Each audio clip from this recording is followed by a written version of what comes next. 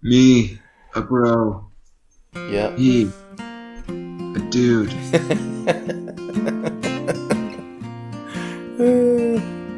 That's good stuff. All right. Let's try it. Okay. Welcome to the We Will Journey podcast.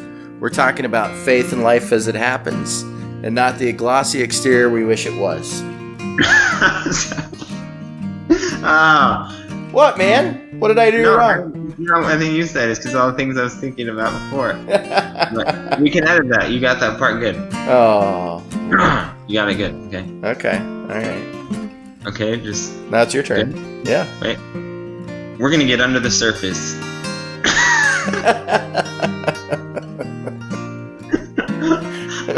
I should have said all those things before. We should have waited. Down and dirty until after we read this part. Okay. Okay. Wait. We get under the surface and explore the down and dirty.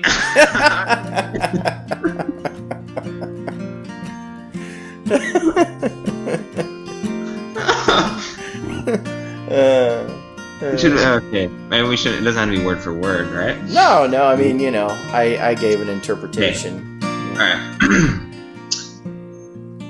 We get under the surface and explore the down and dirty of life as it pertains to our beliefs, our relationships, politics, and absolutely everything else. Oh, there we go. That was good. All right. When I'm dead, laying in my coffin, all my friends all gather round. They can say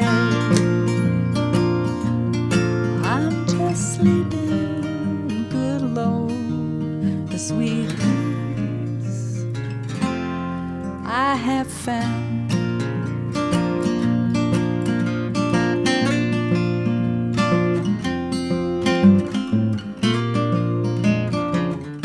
Three, two, one. Well, good afternoon, Seth. How are you? How are you doing today? Doing pretty well. Just sorry, like I was just mentioning, I'm a little bit under the weather. I was just starting to, or I'm on my. You're on the uptick from the downtick, huh? But it was like 2 days. There's something going around, and it's kind of also this discussion I've had with a few people about like the after COVID sickness is going around, or it seems like, I don't know, it seems also for me in a way that I'm like getting sick more often than I used to. Wow. But not necessarily very sick, just sick enough that Annoyed. You're like sitting around trying to figure out if you should take part in certain activities, or if you should go to, work event or what. Anyways, so other than that, I'm doing splendid. How are you doing? And are you in Carmel? No, I'm at my office. Yeah, I'm at my office. Yeah. Oh, your office. My mic was here because the other day when we were gonna get together, I had to come to my office, and then everything kind of fell apart that day. So anyways, I already had my mic here, and and I've got 2 sleeping children at home, and they might wake up at some point in time. So it's just probably better to come to the office and do this today anyways, but yeah. So, today is a big day. It's mine and Natalie's anniversary. Yeah, Oh, I haven't even wished her happy anniversary yet. So she has not notified me that she is awake. And that is something, Seth, that comes after years of marriage, knowing your wife well enough to know you don't wake that girl on a cool summer morning when she just got done teaching a year of school. You let her sleep in on your anniversary and you don't send her that happy anniversary text or phone call. You just let her call you. And she and Cade are actually in Kearney today because Cade had his wisdom teeth taken out yesterday. Oh, man. You told me you were saying something like that, I think. So they're going to come home today. Probably be home this afternoon sometime. But yeah, so my big guy no longer has his wisdom teeth. And so, yeah. 17 years. 17 years. Yeah, of marriage. Yeah. Wow. Yeah. Not bad, mate. You're a half a decade ahead of me. Yeah. I'm going to be 12 this year. Or we're going to be 12 this year. Yeah. And we have a 15-year-old. That seems wild, too. So 17, 15, all those numbers feel longer than what... I mean, the reality the reality feels like bigger than I don't know how to say that for some reason right now, but anyways, I think you know what I mean. Yeah. I don't know. I just thought it'd be fun to let you just sit in your own confusion. Whatever. For like whatever I'm 30 trying to seconds. say. And just be like, numbers are complicated. Big numbers are bigger than small numbers. And that makes me feel a certain way. I have not had any coffee yet either. So I literally just got up and got ready and came over to the office and so don't expect too much from me today, buddy. Other than noticing how beautiful you look. Other than that, beyond that, I'm just kind of like sleepy. But well, I should have told you before. I put one of those filters on my thing. You put the male model filter on.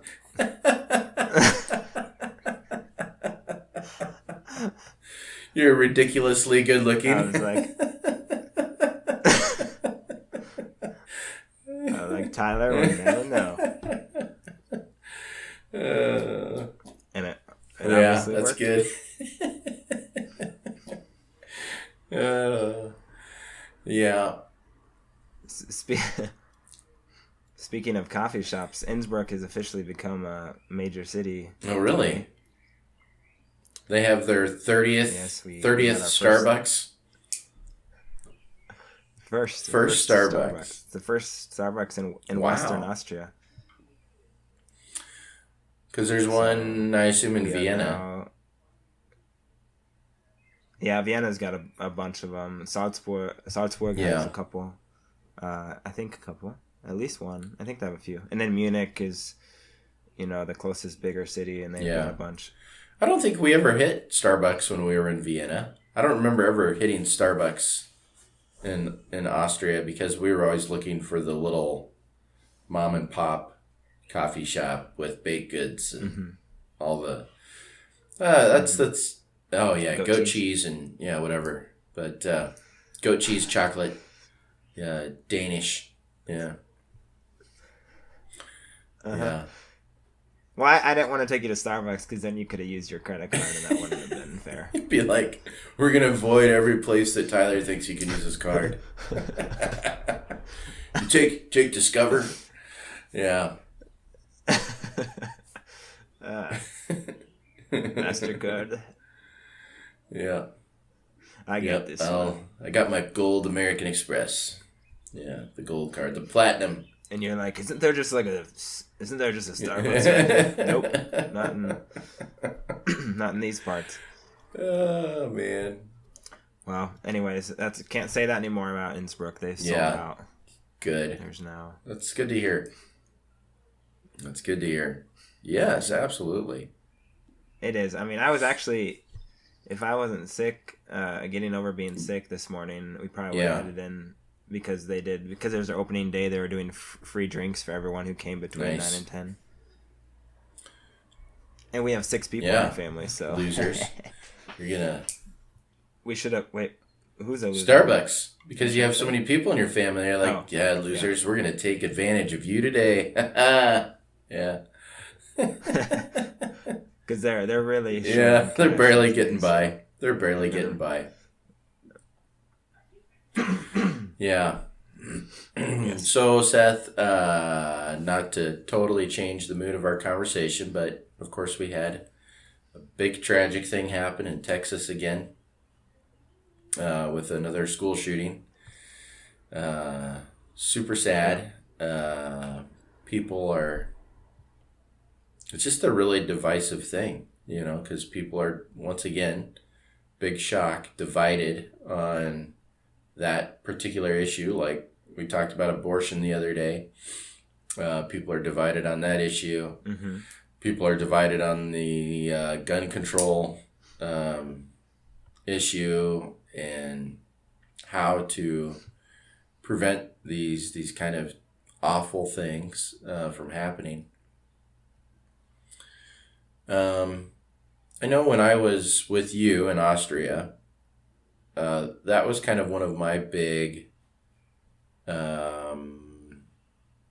surprises, as basically how other conservative Christians in Austria talked about guns. That was interesting to me. They're pretty anti-gun. So the conservative, what we'd call evangelical Christian crowd in Austria is pretty anti-firearm. Talk about that just a little bit.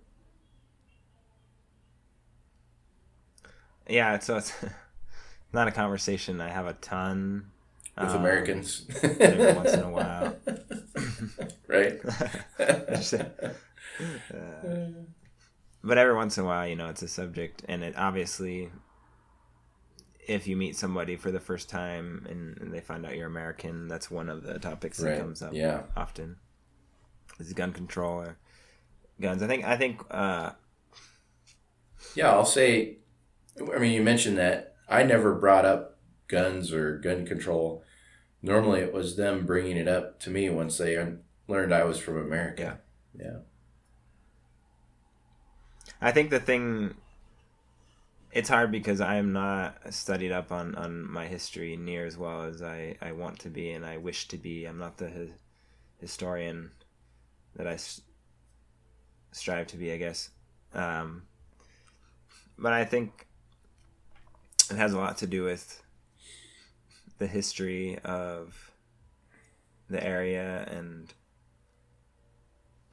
I'm pretty sure after World War II, all the guns were confiscated, and I wish I could look that up, or maybe I can look it up. I didn't know. I don't want. No, that's fine. No, I don't. Far off our tangent, but it's like, but I think it's a lot of it is just like there was a moment. Austria is a very small country, right?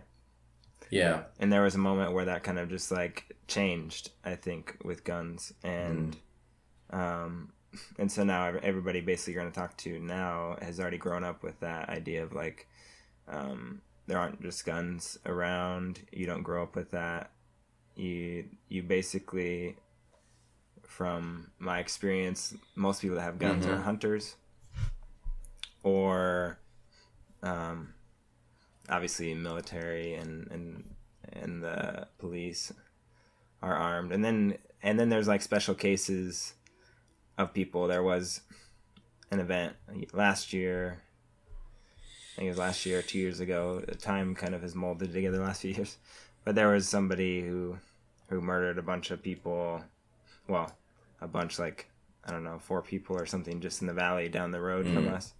And he had a handgun. I'm not sure how exactly he had that. They also busted somebody recently outside of Vienna who had a stash of like hundreds of guns, who was a very far right person associated with Nazi-like ideals. So there's guns around, and that was, I mean, it's pretty crazy when there's someone who has, you know, access to hundreds and they're kind of stashed away. but it's not. It also makes me realize, like, here, if there's stuff like that, then how many more guns are there in the U.S. even that we don't realize? You know, if there's that many here that people don't even realize are accessible or that people have, and this is a place where they're not easily accessible, then how much more is that even? You know, it's just like it's kind of one of those things where it seems like we've let go of the rope so far. I don't know how we're ever going to pull it back in exactly, and there's not going to be an easy solution.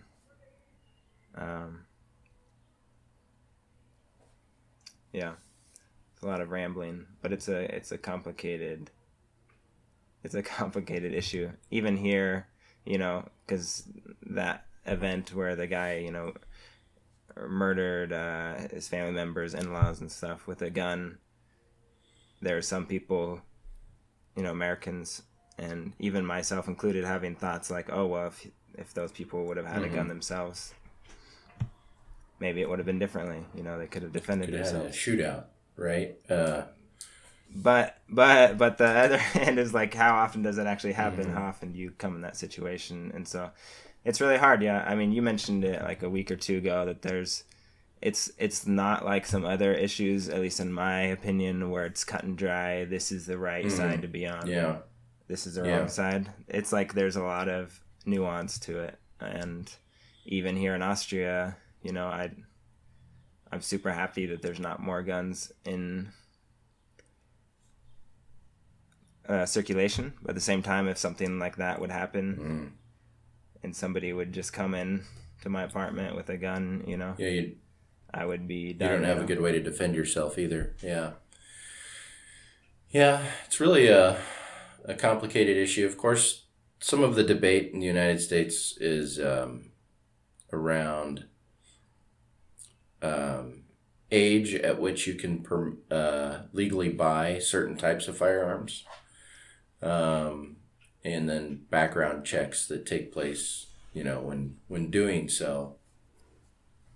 And, you know, when it comes to AR rifles and semi-automatic handguns, I'm actually all for upping the age for, you know, from 18 to something probably a little more adultish than that. I'm also all for background checks, and that's just because I can pass them, you know, so I can pass the background checks as of today. So you're not worried about it. So yeah, what do I care if they add another background check? I mean, you know, the people that don't want background checks are people that can't pass those background checks typically. So like, I can't pass that one.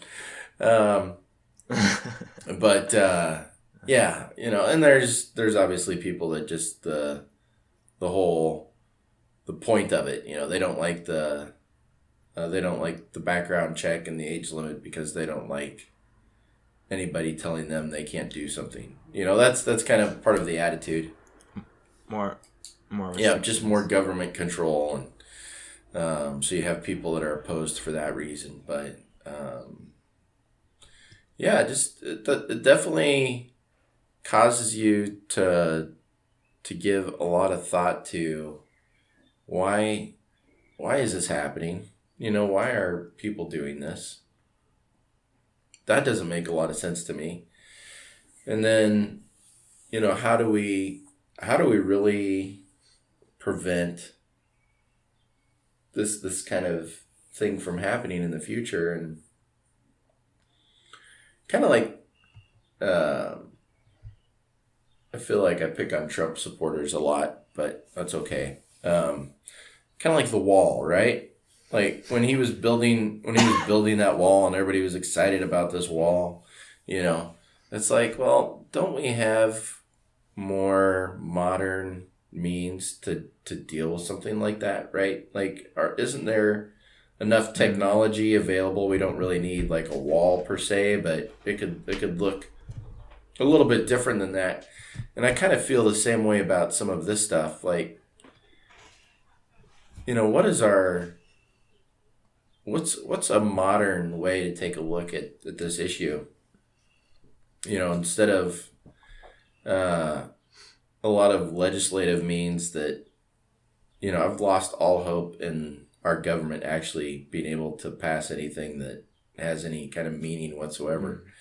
We just are divided, down political lines, and so everybody's been talking about it lately. Just like all these executive orders, every time we have a new president, be new executive orders, and nothing's actually law, and yeah. So I've just kind of lost hope in the government actually fixing anything. So I don't even care about government at this point in time right now, because when it comes to this kind of issue, they're just totally worthless. So they're gonna keep their money in their pocket. They're gonna keep their voters happy, and that's all they really care about. There's no actually fixing anything. So what are ways that we could actually resolve, or not resolve, but what are ways that we could actually influence this, make some progress outside of the political arena? That's kind of what I have been thinking about, and that was kind of one of my points in the abortion topic, and I think this one too is that I think we're going to have to look outside of government, and just look to the public sector, or the private sector, not the public, the private sector, and just say, what do we want to do? Like, how are we going to fix this? How are we going to protect our kids better? And let's try not to approach it like a caveman. We've come a little further than that, and so how can we approach this in a way that really taps into the resources that we do have available to us, and we have just a ton of good resources available to us. And you feel like we can make some headway, but I don't know. Maybe we can.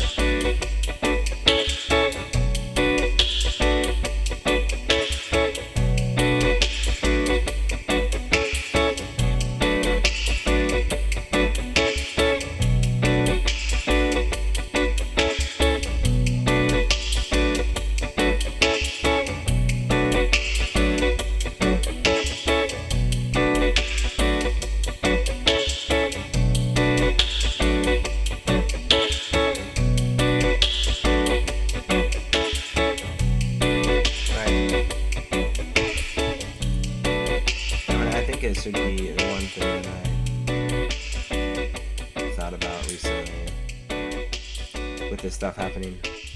And I mean, it happens obviously, unfortunately way too oft, and so it's constantly a topic. But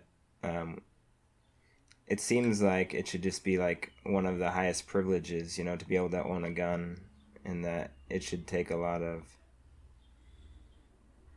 like, a very high standard, and it should definitely be, in my opinion, erring on too much restriction, or too much, not restriction is not the right word, too much like training, too much like more than needed, like go through every scenario, you have to go through all the kind of training, you have to use know exactly how to use your weapon in the most safe and responsible way before you can own one. And like background checks, like you talked, they should be very extensive, and age limit, maybe hiring that for certain guns.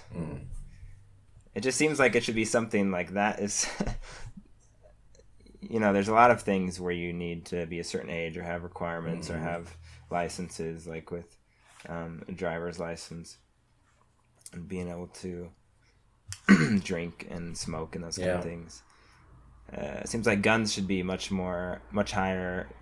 Guns and driving, honestly, because driving is also something maybe that's taken a little for granted about how dangerous that can be.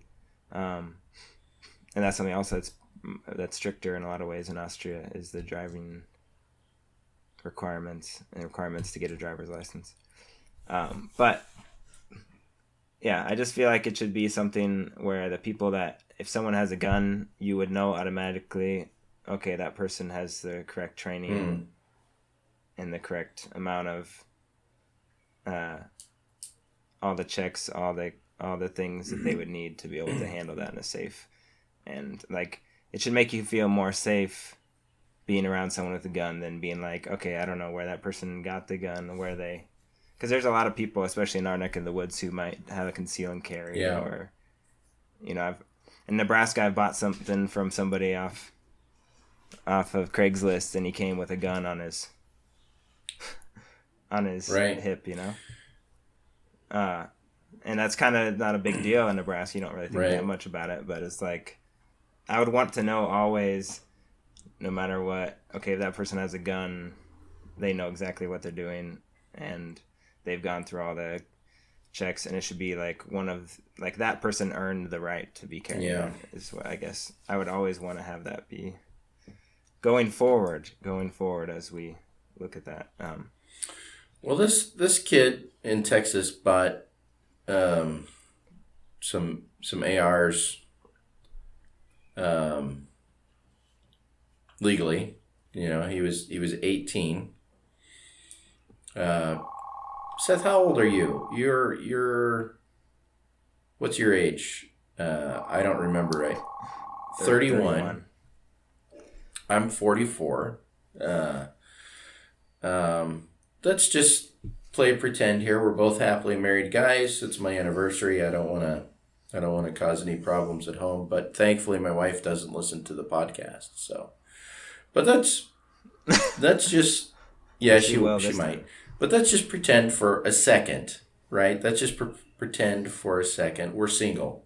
We're both single. Tell me the age, Seth. How young of a woman would you date? Oh, as a 30. Yeah, as a 31-year-old. Like, how far back in the treasure chest do you want to go? Like, that's not something I ever think about. I have a purpose. I have a purpose in this. I would say probably 20, 21, something like that. It's like, so you would go maybe as young as 21. I feel like 10 years is kind of 10 years, yeah. I feel like that's kind of, once you get into your 20s, then 10 years I feel like is something for me personally. I know that changes in culture wherever, depending on the culture, but I feel like that's like a safe, after you hit the age of 20, 10 years. Although I could also see like a 19 and 29-year-old, you know what I mean? Mm-hmm. Not working out, not being a great. Why would that be? So let's just take that scenario. No, I'm saying that could. Oh, that could be. Why would the 10-year? Yeah. And I know there's always exceptions to this, but you and I, we know some 18 and 19-year-old people. And there's some very mature 18 and 19-year-olds out there. Let's put that out there. But however, on a larger scale, most 18 and 19-year-olds are operating on a level that we would consider as having had a little more life experience, is maybe not all that mature, right? And, they're probably, if I were single, even 21-year-olds, there's not too many 21-year-olds that I think I would be at all interested in. Just because of the lack of maturity, right? I would maybe, go back to somebody in their 30s, but I don't know if I would want to really be with somebody much younger than that, just because I don't want to have to go through you relearning all the crap that you have to relearn just to be a little bit, mature in your life. But so you just think about, right? Like, coming from a little bit more of an adult perspective, an 18-year-old, right? Any 18-year-old owning really dangerous weapons, just that in general makes me feel uncomfortable because I've known a lot of 18, 19, 20, 21-year-olds, and I don't want them having a pocket knife, much less, a semi-automatic, 9mm or 223 or, whatever it is, because these people are idiots. I'm sorry, but your brain is not fully developed, and you're still acting in very irrational ways.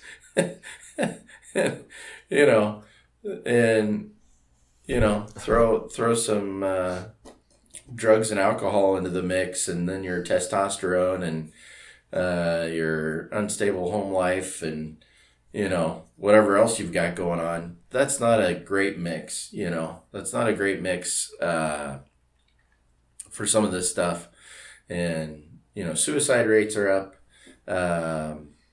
Other violent types of crime. You also throw like pornography into the mix, and like all the different types of pornography and other video content that is out there that is just filling people's minds with all kinds of stuff, man. Like video games. I know that's an issue too, but let's my point is let's let people journey down this path of life just a little further before we just give them access to some of the stuff, because in general, life kind of has a way of helping us mature and grow, and so hopefully maybe by the time, let's say they're 25, maybe they've worked through some of that stuff by the time they're 25 and wouldn't make some of those same decisions, that they would have as an 18-year-old if they had the ability to do something. But how does that work? Like in your situation, for example, having teenage boys, you take them hunting. Is that possible because you're with them, or are they already licensed? Yeah, so I have two children. I have two of my boys, two of the three, which my youngest is 10, so he'll just be able to hunt for the first time this year. But they've hunted with me, gone through hunter safety training, and I'm always with them. Even my 15-year-old, like I know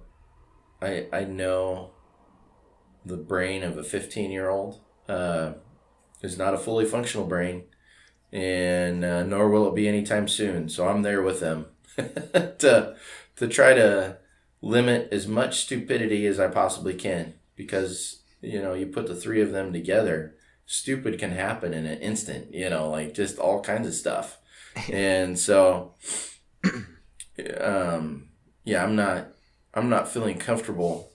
And these aren't semi-automatic weapons. We're talking about bolt action rifles when we're hunting. Yeah.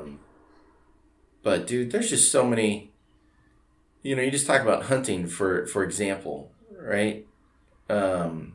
People have bled to death gutting their kill, right? Like they were trying to, clean an animal, and their knife slips, and they slice open a vein on their leg or something, and they bleed to death before they can, get back to their truck, right? And so it's took a very graphic turn. And so, hunting and rifles and knives and all that stuff, like we kind of take it for granted how legit this stuff is. This stuff can.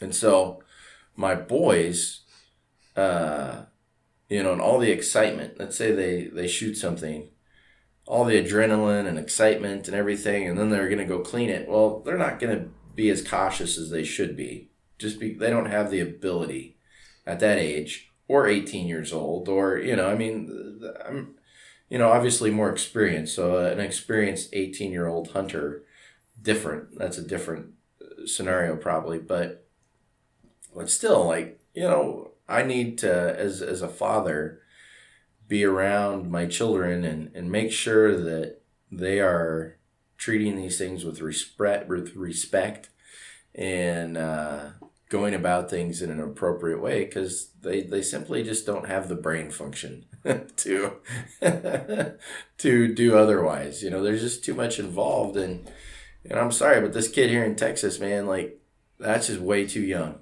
That's just way too young. You can't even buy beer, and yet you're buying an AR.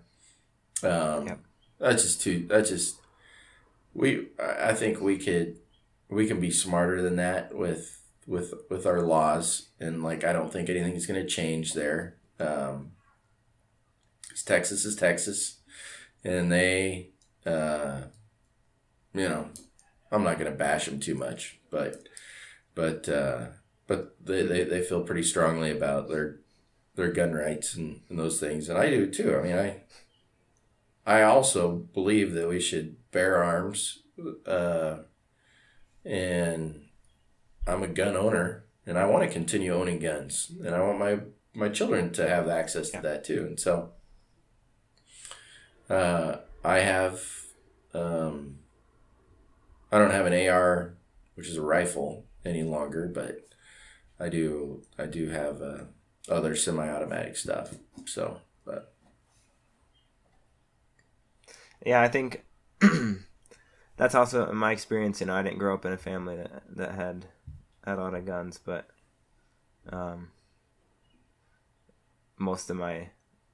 pretty much all my friends did. Yeah. It seems like most of my experience is usually if it's a family that grows up with guns, and like you're talking about in your instance, and you have a father or mother who's really involved in that process, and it's like, okay, we're going to start this at a young age, and you're going to be with me every step of the way, and you're going to do the right training, and you're going to usually hunting, like in Nebraska, you're going to experience what it's like, and by the time you become an adult, you're basically equipped and trained and safe. But you always have somebody kind of mentoring you and guiding you through that process, and I think that's the really important thing we're just talking about in general, like gun safety. But a lot of times the situations that we're talking about, where it's someone, seems like at least, where it's someone who harms other people with guns, that's then more about access, and it's like two different things. It's like, in general, anybody, even if it's you who has guns and your kids grow up around guns, it's super important that you guys know how to do that safely, and you can do that with your kids. But then you also have people who don't have that privilege of growing up in that kind of environment, and then they're still able to have the access to guns that your kids have. And so that's where we need to somehow change. Well, that's part of the point, right? Like, this kid down in Texas doesn't strike me as the kid that had a strong father figure in his life, right? So, some of the most outspoken people about some of this on the conservative side of it that are pro-gun, right? A lot of these people, just in general, have pretty good family units, right? So, like, people that are really into gun culture are typically family-oriented people, right? So hunting, fishing, shooting sports, all these things. Yeah. We're talking about, these are people that are family-oriented, generally speaking. These children have good father figures in their life, for the most part. This kid down in Texas doesn't strike me as the kid that probably had a good family structure. I don't know that for sure, but he seemed kind of like a rogue robot, and but it feels like we're talking about two different groups of people, because gun culture people typically are family people. The kids that are committing these crimes typically come from from what I understand, and I could be totally wrong about it, and I know there are some that they came, they were just, I don't know what the situation, but I think the parents were together, but I think a lot of these kids just come from family units that are difficult, and there's some parts and pieces that are missing there, and so it just feels like we're kind of talking about two different things in some sense. Yeah, and it seems like our roles, I have to get going here, but it seems like our roles as Christians, as the church, are similar to some of these other topics where we talk about abortion and us needing to be active in supporting of young women, young families, be there for teenagers who are pregnant, help raise children, help support, care for, encourage. Adopt, all those kind of things. It's like I feel like with this kind of thing, like someone, I'm not saying so you specifically, but like someone like you being like, hey, there's this kind of group of guys in my area who don't have that father figure, could start, doing like a hunting club. Loving on these kids a little bit. Yeah. Loving on these kids, and they're into hunting, and that's something that could also bond us, but at the same time I can kind of teach them, or go to, there's just like how cops will go to schools and teach about gun safety and things like that. It's like be active in our community in the same way we would for other issues, or need to be for other issues, is be active and talk about. It starts basically like if I would talk to a teenage boy and they're like, oh, abortion or whatever, like, how is it going to affect me? How am I going to do anything to help anyone with that issue? It's not something that really affects me or whatever. It's like, well, just by the way you treat women is going to make an impact.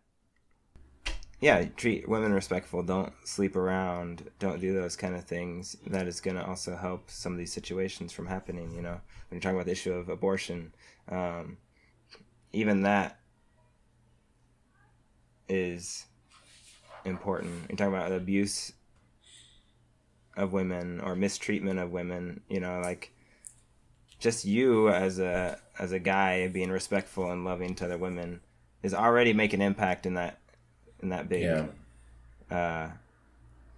topic. So it's like everybody can do something. And let's circle back around to that too, maybe next week, because I think there's